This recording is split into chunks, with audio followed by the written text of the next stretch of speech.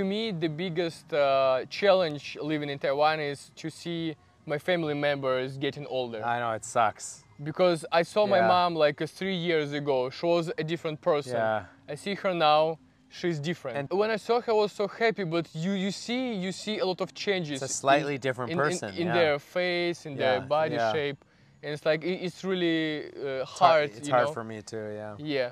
But you need to choose, because I have a family in Taiwan now and I have a family in Russia. So you cannot be in both places at the same time. I always say I wish I could literally like get a fish hook and bring Canada closer to Taiwan. It would be amazing. It would be amazing. So to me, probably it was the biggest challenge to see them after 3 years. I totally get it. My mom and brother came to Taiwan to attend our wedding. I'm from Russia and my wife is from Taiwan, especially from like Amezu tribe. So we're completely different people. We have different experiences, we have different backgrounds, different cultural. We argued every day about everything. We just stop in the middle of the street, started shouting. My brother had an argument with like Lao Agon on his first day in Taiwan, because he doesn't know you cannot cross the road in Taiwan.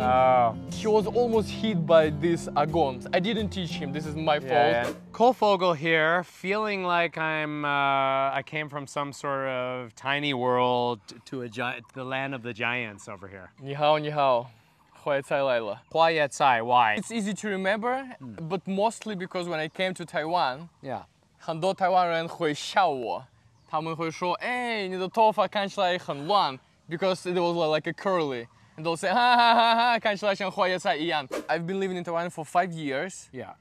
This is my second time in Kaohsiung. I came here several years ago for some business purposes, so I didn't see any attractions. Yeah. I didn't try any famous food. I don't know anything about Kaohsiung. Yeah. And I came here to your area. This is quite far from the city. Yeah, this is old school. Yeah. Kaohsiung. This is amazing. We just crossed the like a pineapple field. Yeah. This is amazing. First thing I wanted to ask you was, your mother came to visit?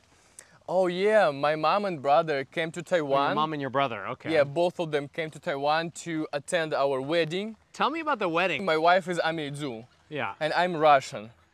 Originally I said, you know, if you want to arrange a wedding, what if you just go to Hualien? Yeah. If you go to the tribe and we do it like a traditional indigenous way. But it was so complicated to arrange because, you know, not a lot of people would go that far to Hualien, you know. So eventually we decided to arrange it in Taipei. It would be easier for everyone.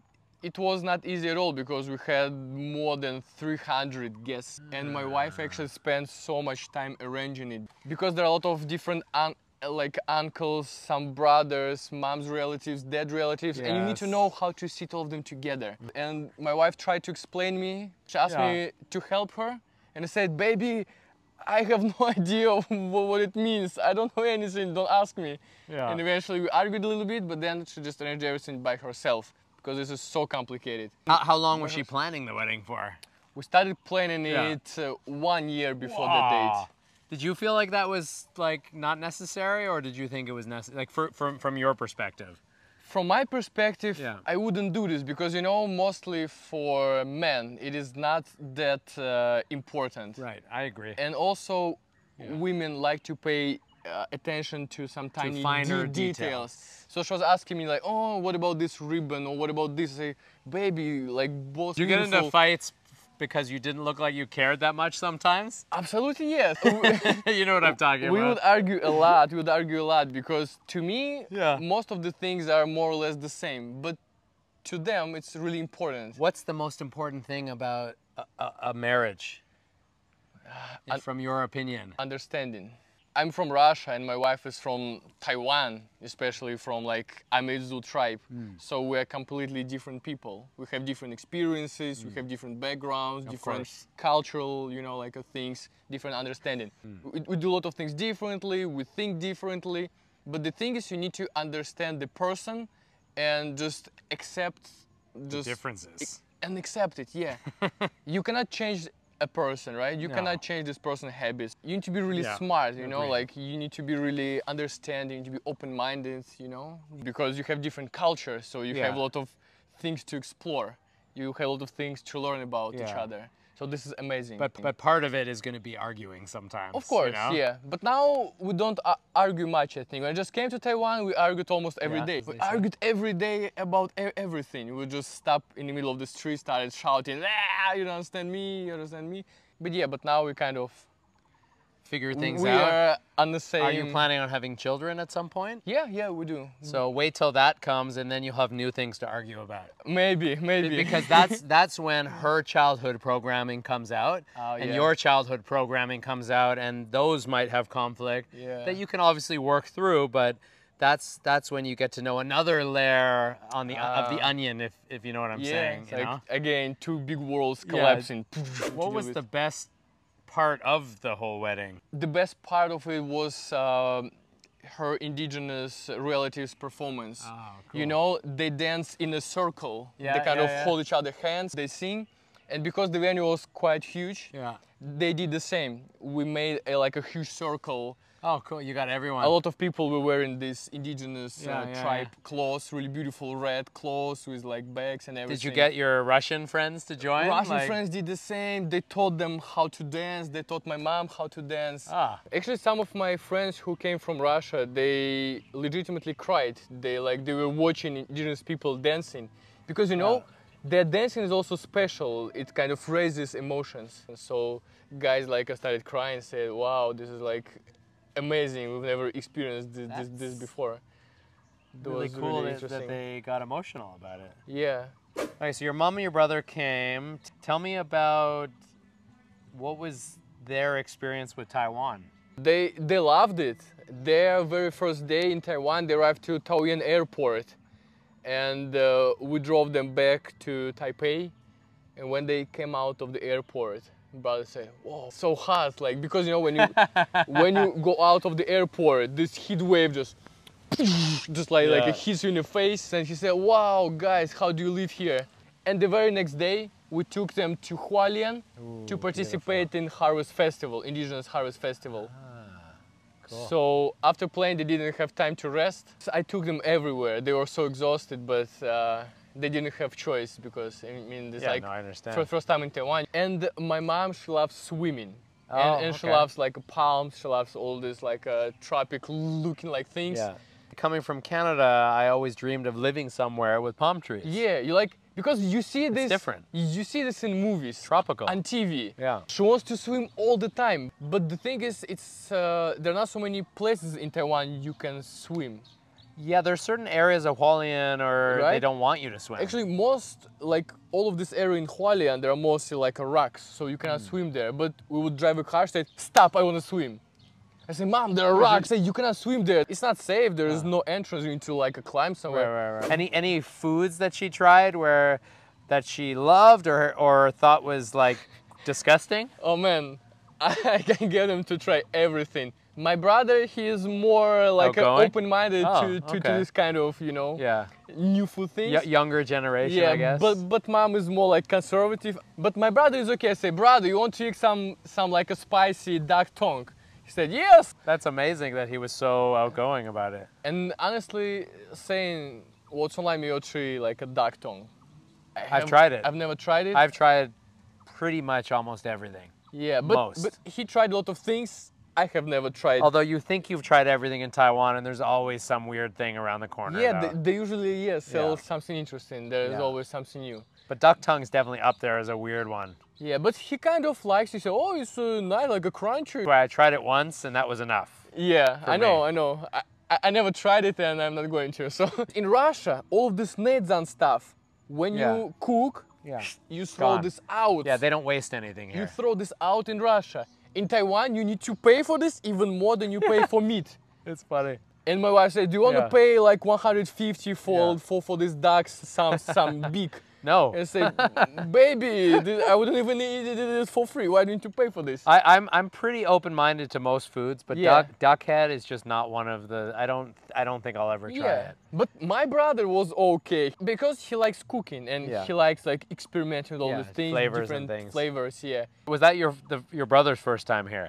His first time. What was that like? That must have been almost like unreal to you, right? It was. I thought it would be unreal. Before they came, I had a different. I had some thoughts that it's just impossible to imagine. Imagine, you know, like yeah. a European looking like mom, tall brother, in this like a Taiwanese area. They wouldn't even fit here, you know. It's like they don't belong here. But then they came there. They fit in. They was so organic, you know. My mom was like also chill. She went for a walk. She went to talk to some local people. All right. So what was her like? If you were to ask her, what do you think the highlight? Obviously, seeing her son and getting married, but putting the wedding aside and seeing you, what was the highlight of her vacation? Do you think the swimming? Liu Dao. We went to Green Island. Oh, okay, yeah. And also, it was her first time she rode the scooter. Ah, she drove one. She tried a little bit, but basically I had to carry her. But it was her first time. I can't even picture my parents driving scooters. My mom is big. She's maybe 180 something. Tall. She's like a kind of big woman. Oh, big woman, okay. Yeah. Strong Russian woman. Strong Russian woman, yeah. And like people in Liu Dao were looking at me and my mom behind me and on this tiny scooter like, hey, hi guys. My mom liked this Liu Dao trip the most because of the scooter, because of the ocean. Liu Dao, you can swim everywhere. This was perfect for my mom. I said, yeah, mom, go. Now you are free. So she had a true tropical holiday when she went there. Yeah, she loved it a lot. 11 p.m. we needed to go to sleep and mom said, I want to go swimming. Oh my God. I said, mom, this is dark, nobody's She was having the time of her life, it sounds like. Will she have a chance to come back again? Yeah, she loved it a lot. Is your brother coming back again? For sure, absolutely. Brother loved it a lot too. But my brother had an argument with Lao Agon on his first day in Taiwan because... Don't mess with the Agongs. He was almost hit by this Agon because he doesn't know you cannot cross the road in Taiwan. Oh. You know, even though this is technically green light, this is green light, you cannot do this. I didn't teach him. This is my fault. Yeah. So that's your fault. You should have explained that before. But I should have explained it. Yeah, this is my bad. But it was a cool experience for them because this is different culture. So my brother's first day arguing with Lao Agon and eating a lot of, you know, like a random food at the night market. Were you sad to see them go after they went?